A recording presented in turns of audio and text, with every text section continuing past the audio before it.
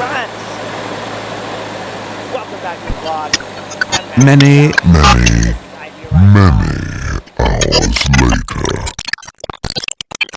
Welcome back to the vlog. I'm Matthew Salmi. This is Idea Ride Garage. And I still have the Jeep. Well, my plan was to flip this as fast as possible. Other projects came up that I needed to get finished last summer, so I did not finish it. I am, however, on a different part of the property, and it did drive under its own power from over there to here. So that's good news. Fortunately, now the snow is starting to melt, so I can get back to working on this, and hopefully now I will be able to finish this up quickly and get it listed up for sale. This baby was owned by a little old lady who only drove it to church on Sundays. First thing, let's recap everything that happened between the last vlog and now. I couldn't get the Jeep started because the fuel pump wasn't getting any power. I traced that problem to a wire behind the driver's side kick panel, which someone had spliced and connected 2 other wires to. I don't think those wires are factory since they run outside of the wiring harness, so I reconnected the wire for the fuel pump, and as soon as I turned the ignition on, I could hear the fuel pump running. So I'm going to properly reconnect the power wire for the fuel pump, and I'll figure out where these 2 other wires go. Now that I had the Jeep running, I wanted to move on to the brakes next. So I put brand new brake shoes and a hardware kit on the rear drums. I ran into one problem in that one of the equalizer bar springs was broken. After I did the back, I moved on to the front. I just had the brake rotors turned at the local Napa Auto Parts store, which was actually cheaper than buying new rotors. They came out great. I didn't take any video of the front brakes after I was finished with them, but I did paint the calipers and the rotor hats as well as the rear drums just to make it look a little bit nicer. I also replaced the gas shocks for the rear hatch. Now that you're all caught up, the next thing that I want to do is get the passenger side door glass in because, well, as I mentioned in the first vlog, it was shot out with a BB gun, so I did buy a new used door glass, so let's get that opened up because I never opened it up, so I hope that it's correct and that it is not broken or anything else. So let's get this opened up.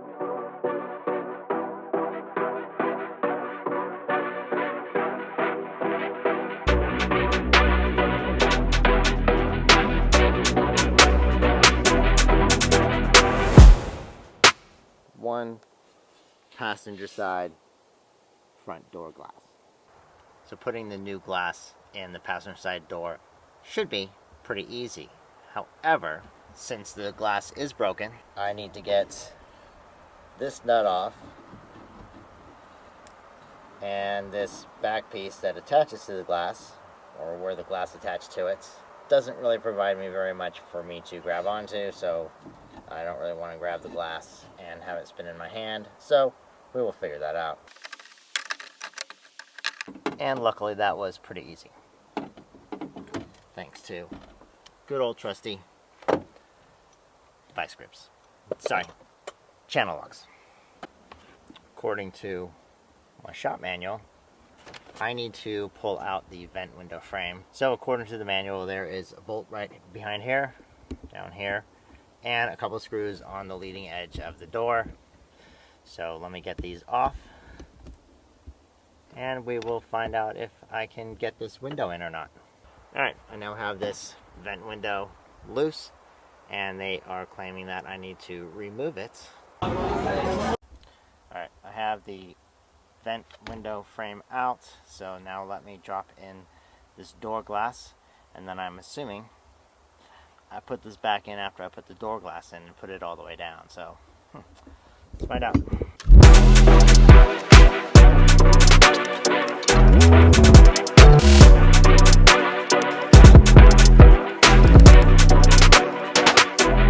I think that's bullshit. Install in the reverse of removal. That's what the manual says. I was able to get the vent frame back in. I just took the screw off the bottom of the window glass, so it basically fell to the very bottom of the door. That got it out of the way enough that I could get the frame back in.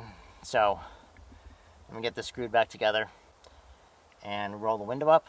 In this way, that'll keep the stray cats out of the car for the rest of the winter. And now I'm going to roll the window up with the channel locks, because from the window being down for I don't know how many years, the shaft is rusty, which made it really difficult to get the window regulator handle off, and it's a little, well, it's a little fucked up. So hopefully I can reuse this, otherwise I'm going to have to find a nice red used handle on eBay.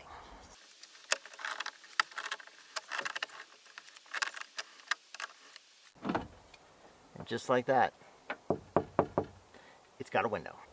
Now that I have the door glass in, the next thing I'm going to do is replace the shattered quarter window, and then the next step is going to be to clean this filthy Jeep up.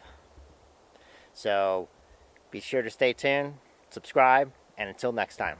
You won't find a deal like this anywhere. Guaranteed!